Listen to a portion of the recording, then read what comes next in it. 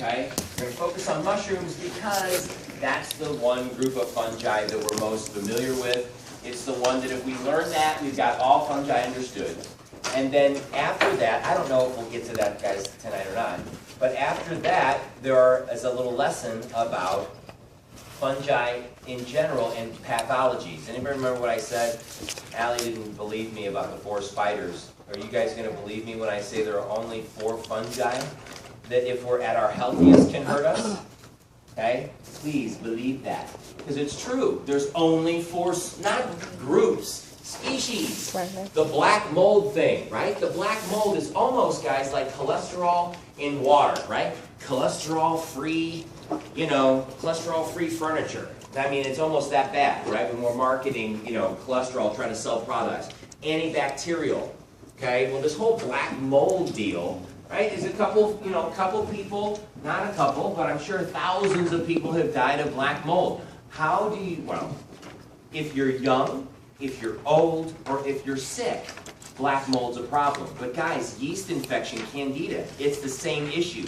There's no difference between candida, yeast infection, and black mold in terms of its severity, in terms of its ability to make you sick. Not any different. If you're a healthy individual, those guys cannot hurt you. Ms. Bass? I don't know. I spent 10 days in the hospital from, yeah. Right. I've never been in the hospital from, I had high levels of mold. I had black mold in my house from some water. Okay. Now, a little bit about you is that your immune system, it was not primed to be able to handle that. Okay? Black mold is an opportunistic pathogen. It doesn't want to hurt you unless you give it a chance. Now, when you say, let me add that other blurb there. Thank you for got to work on that word, got to get a sub for that. I use that one a lot in here. Is that this idea that anything too much in biology is bad? When you said you had a black mold problem, do you remember, Ms. Bath, did they come in and measure, like how much is in there?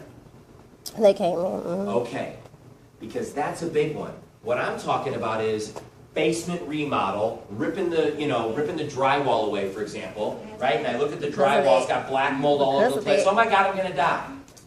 What Ms. Bath may have been experiencing is excessive levels, okay? Which is the same condition when you have strep throat. We're going to do the blood agar test, guys. Most everybody in here has got the bug that gives us ear infection and sinus infection, but we don't get it. It's because of the numbers, okay? No question about it. Too much of anything can make us sick, Ms. Bax. What I'm talking about is just that coming across the black mold thing in the house. That's not a problem. But when you have excessive levels of anything, and that goes for yeast infection too. Too much candida in your body, too much, can give you, 666 stuff. And when you're kind of at your healthiest. So that little thing that you just said about concentration is a big one. It can hurt you when the numbers are out of control. Okay? All right. And that's, again, an opportunist. Okay? Not what we're calling, guys, a true pathogen, which is what that 5A lecture is. Okay? For species that are designed to hurt us. Black mold's not designed to hurt us, but if we give it the chance, it will. Okay, let's do that. Okay, let's do that. And go into, as Megan was saying, we moved into the last, so reproduction in fungi. Let's talk, why would you want, guys, outside of the obvious answer, why do you want to have sex? Biologically. Reproduce. Variation, yes. Genetic variation. Because I jumble up the genes, that's why. So we have fungi that can reproduce asexually, okay? But if anybody has the opportunity to do so, they will. And when you're a big, fancy eukaryote like a fungus, and you've got the ability to, be fancy enough to have sex as often as they do, because of the spore thing. Guys, spores, my God, okay? Bad. Spores in the air right now are so dense, okay, from all different kinds of fungi, not just things that could potentially hurt us. So dense, they outnumber bacteria, guys, by orders of magnitude. Again, it's bread mold. It's, the cheese, right, in the refrigerator. They're everywhere. What's the big word for that? Ubiquitous. Awesome. Yes. Okay, ubiquitous, occurs everywhere, guys. So we're going to talk a little bit about asexual reproduction in fungi, but we're going to focus most on the sexual type. Okay? All right, what we call asexual reproduction in fungi is budding. This is what happens, everybody, when you're a single cell. Remember, in fungi, we've got two general forms, two general shapes to you. The first shape is the single-celled yeast form. We call it yeast. We named Baker's yeast after the biological term for single-celled fungus, okay, a yeast. And they have to reproduce asexually, okay, because they, by definition, guys, are haploid.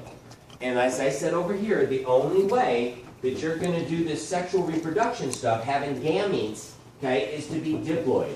Diploid meiosis spores. This is a sexual thing, not an asexual thing. Budding is just, again, another, yeast just comes off and divides. You get a big bolus of fungi. They just keep popping off individual cells, budding from one another. Okay? That's an asexual form. The other kind that does the sexual form that we're going to focus most on are classified, guys, as filamentous. Okay? Filamentous yeast. We discussed that last week.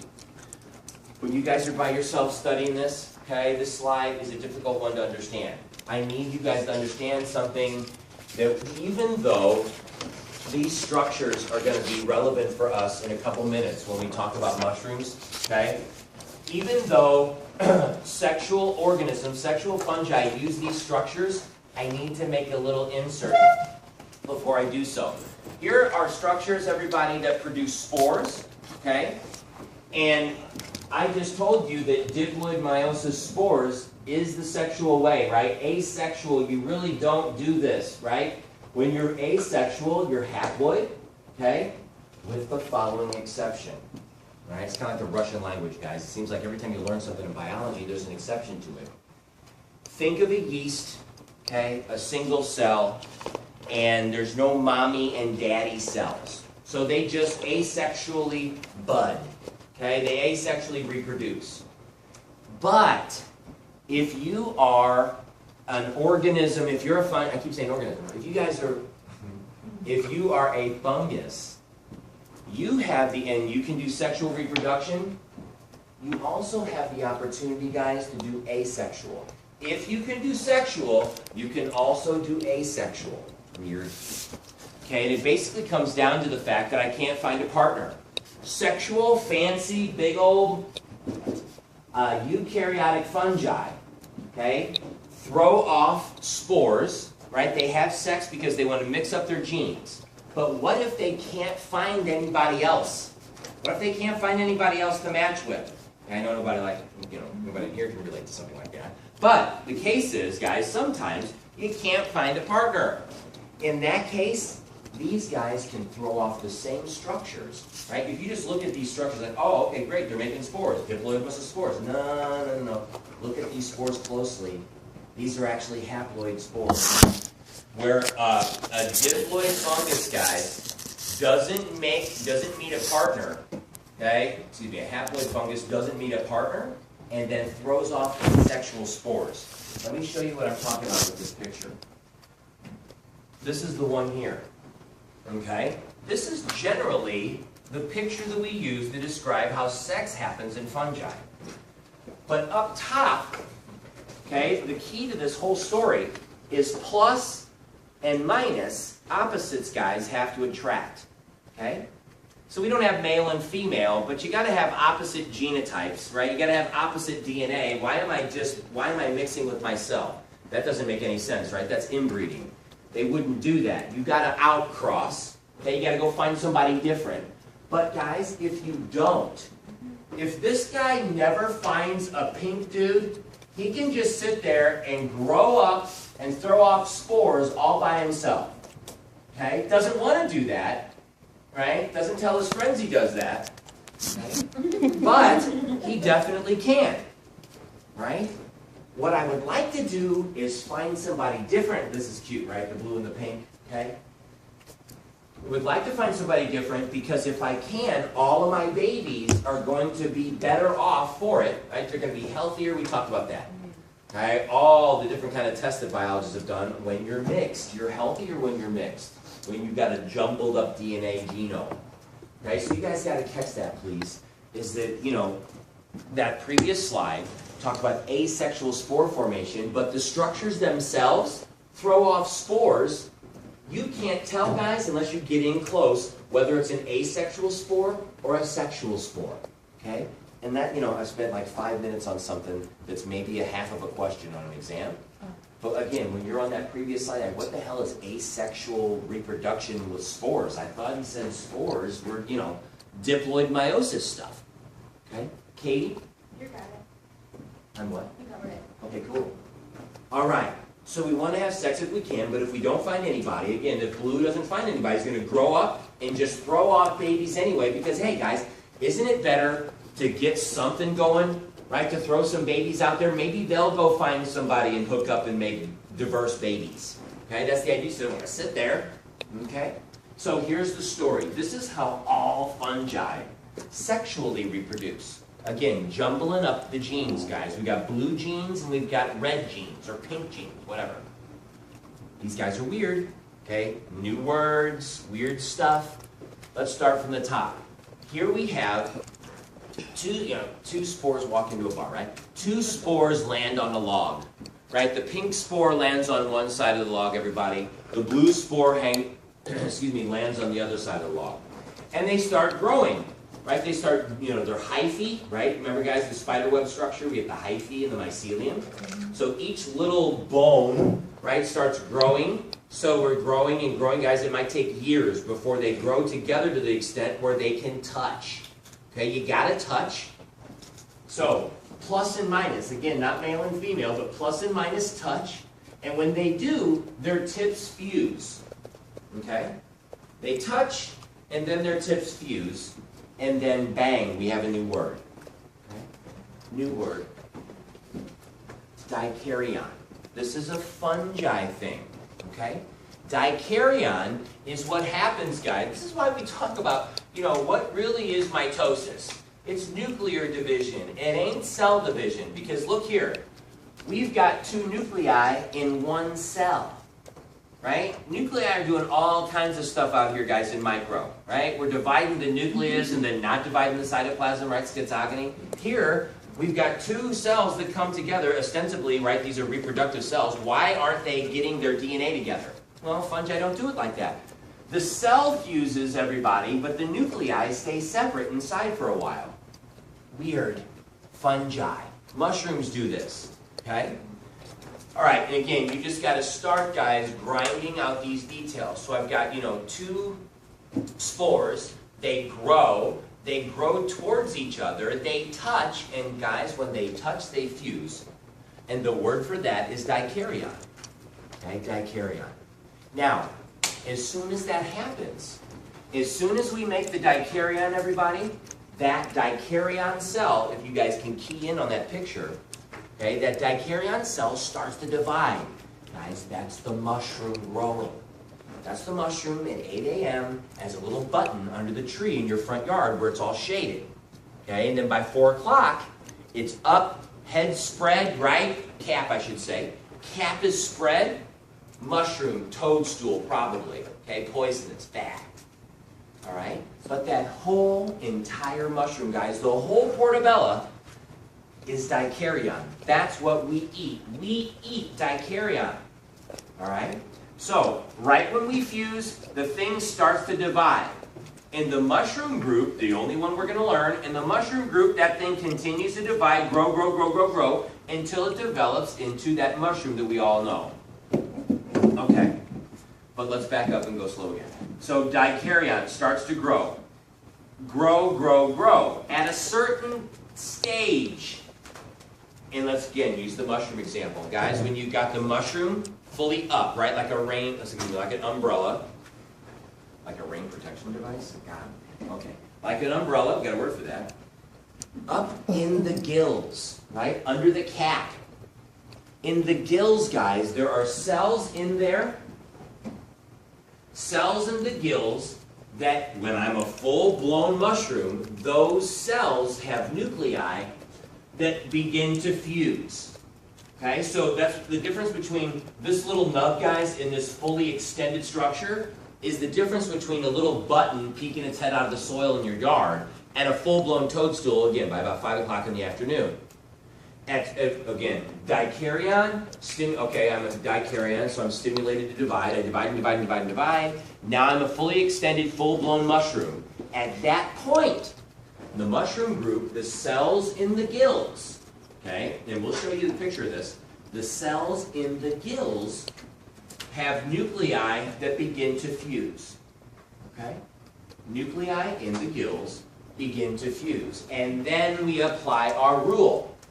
Diploid is a fusion, guys, of nuclei. Sperm from mom, egg, sperm from dad, egg from mom come together and fuse and turn into you guys.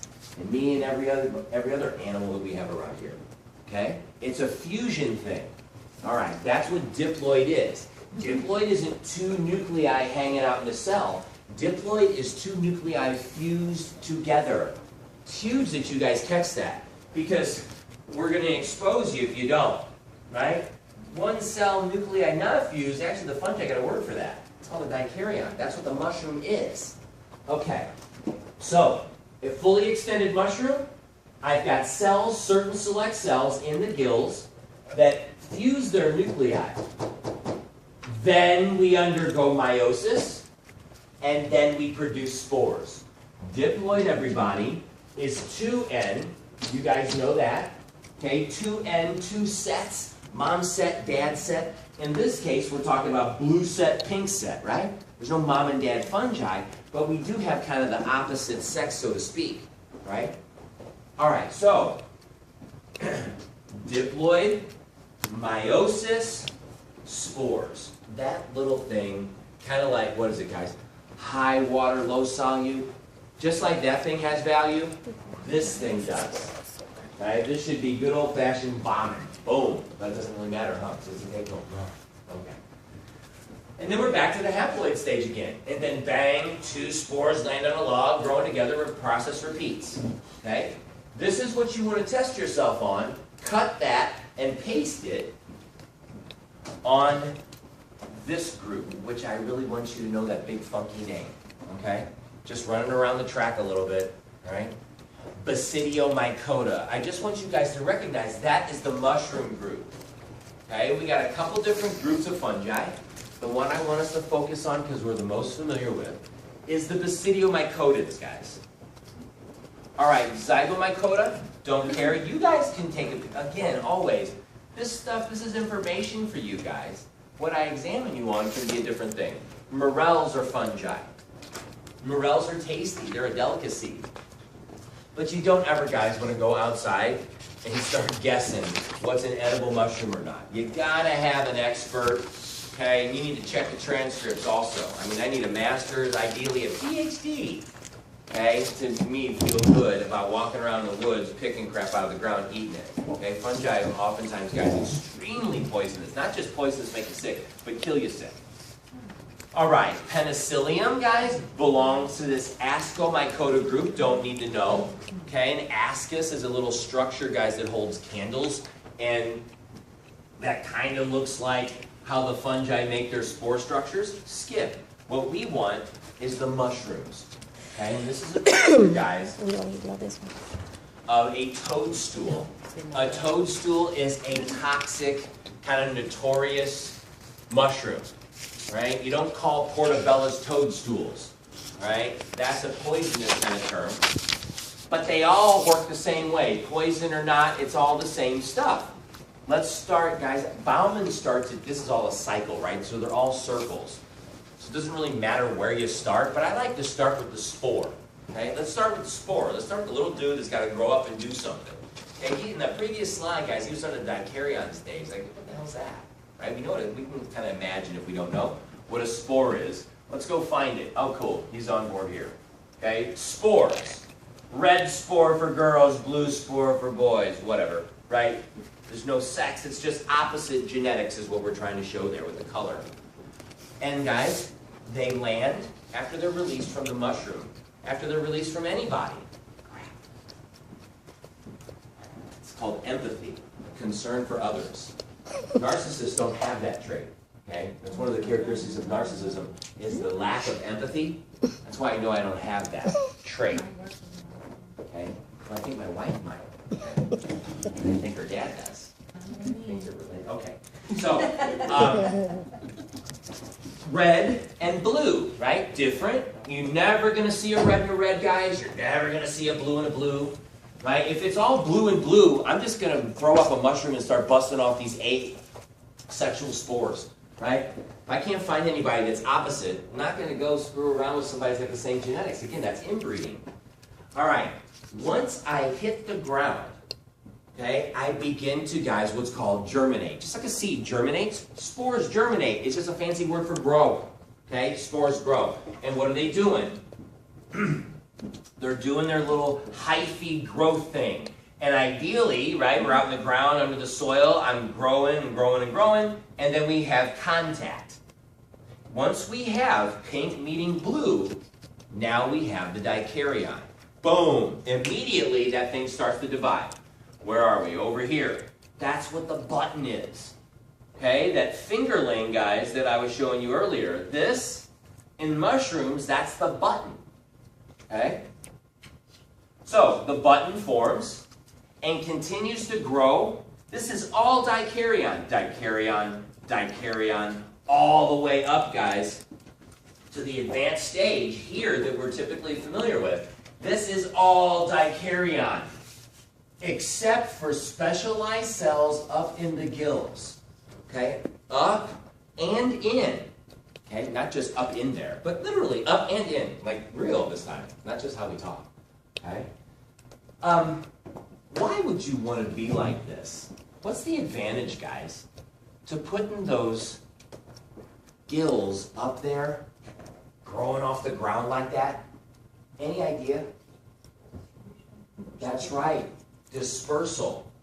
Right, exactly. If I'm up off the ground and my spores drop from my cap, the wind current can come and pick them up and blow them away. Absolutely. You betcha. All right, you betcha. Okay. Like that, Minnesota. This is a huge blow up of one gill. One little thin gill. You guys have seen the underside of a mushroom before, right? Just extremely thin gill-like structure. Take one gill, guys, blow it up. On either side, inside the gill, on either side of the margin are these specialized cells that are about to undergo the whole fusion diploid meiosis spores thing. Okay? Just a subset of the overall mushroom. Here they are. Okay? And for a minute, they're not even fused yet. This is still dikaryon. Right? That's dikaryon. You guys know that, right? It's one cell that has 2 nuclei in it. It's dikaryon. All right. So at some point, okay, when you're up in the gill, I guess the point is, everybody, when you're absolutely done growing, no more growth, dicaryon's complete. When the dicaryon's complete, in the case of the mushrooms, I got these specialized cells in the gills whose nuclei are about to fuse. Red and blue make purple.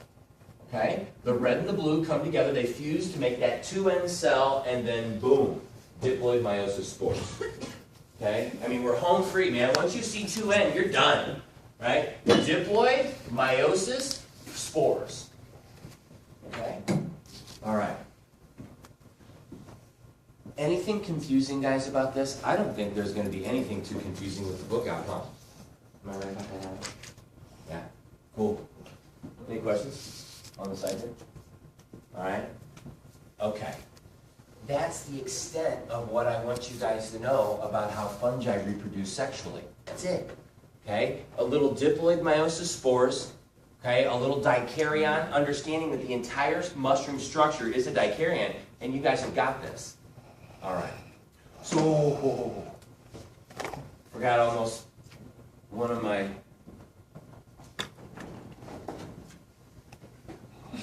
good job. Spores are always, that's right, always, guys, algae, fungi, about to get into algae in a minute, okay? Algae, fungi, spores are always haploid, always. If you can take spores are always haploid and slap it with this diploid mouse of spores, right? A little detail here and a little detail there, guys, and this is going to write itself. Okay, let's round out our fungi discussion here. When you have a fungus that gets together and figures out how to be real intimate roommates with algae, okay, a fungi-algae symbiotic relationship, guys, is what a lichen is. Lichen. Anybody ever been to Elephant Rock State Park? Okay. Any African Americans? Okay. All right. The reason I ask that is because it's the crazy white people that go outside in the woods and get the ticks and get the snakes and get all the stuff, generally speaking. Okay. I rarely ever, when I ask that question, anybody at Elephant, I mean, it's still running, guys. They're running zero. It's like zero. Nobody. Part of it is, it's an hour and a half drive at least. No, it's a 2-hour drive at least. Okay, now I'm there. Now what? Well, you got to walk around in the hot heat and get bit up by bugs and stuff. Ooh, there's a snake. Holy crap. What am I doing here? Okay, I get it. But guys, it's also one thing about the outdoors, if I can pitch it to you. There's a concept now in the exam, it's called biophilia. I know it doesn't seem that way to y'all, but guys, the more green we have around, the more trees in nature, honestly, I know we freak about the snakes and the bugs and crap, but generally speaking, when you are in contact with green and nature, your body responds in a much more relaxed, positive way. It's called biophilia. It's weird. Again, this works, right? I'll just be fine, happy in my house, mistletoe, thank you. Okay?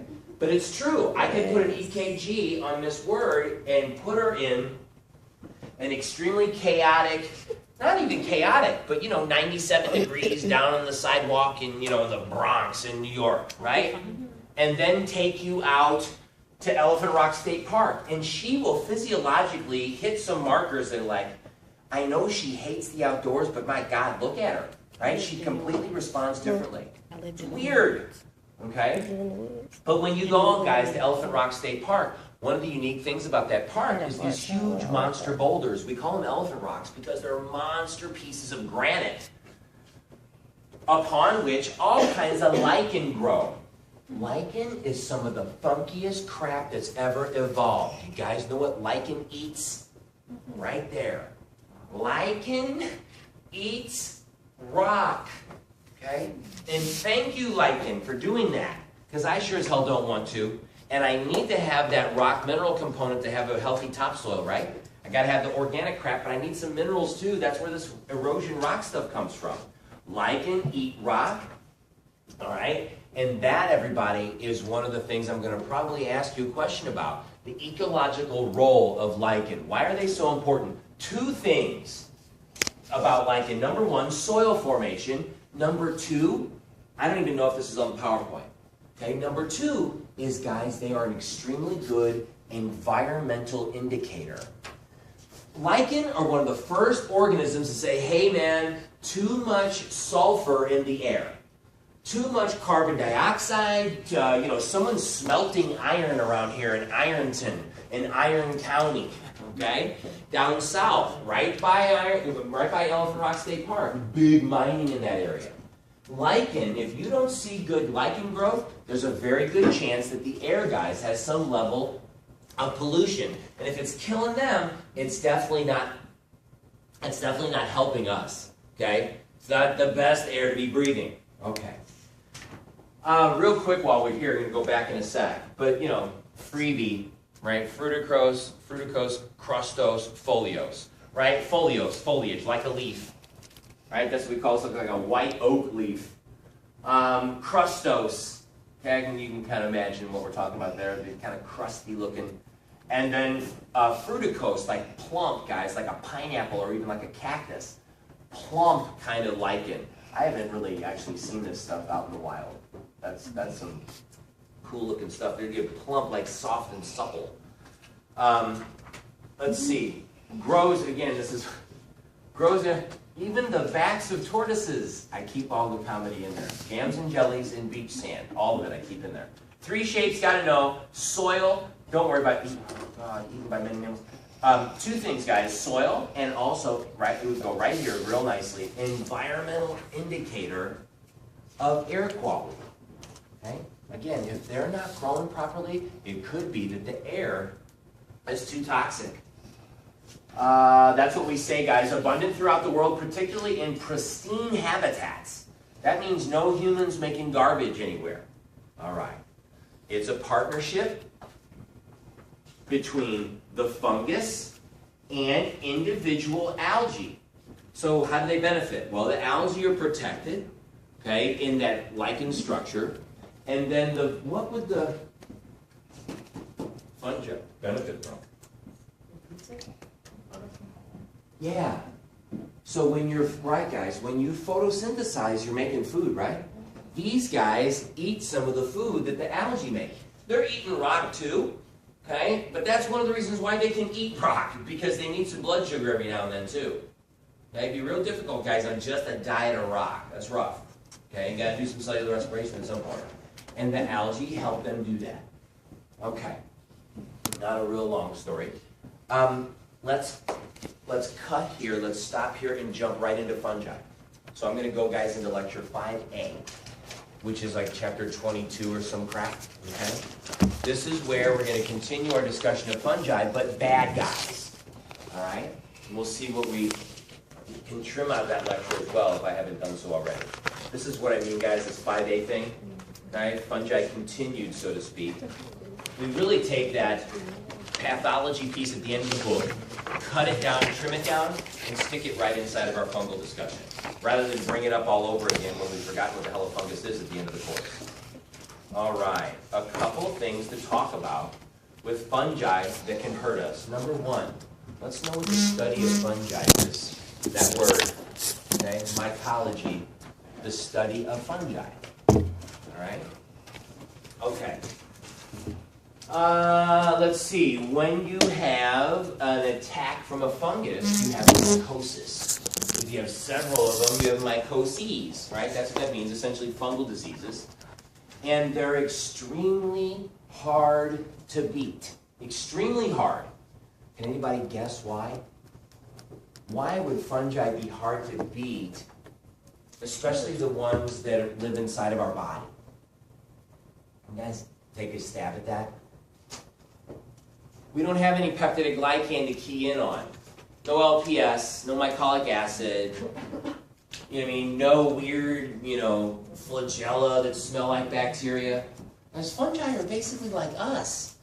So if we go after them, there's an extremely good chance we're going to hurt ourselves. That's the bottom line with fungal therapies, is that you've got to be careful that you don't hurt the host. We're the host. Can't hurt us. Hello, that's why we're in the hospital in the first place, to get better. All right, let's jump around, guys, and see where we are. Epidemiology.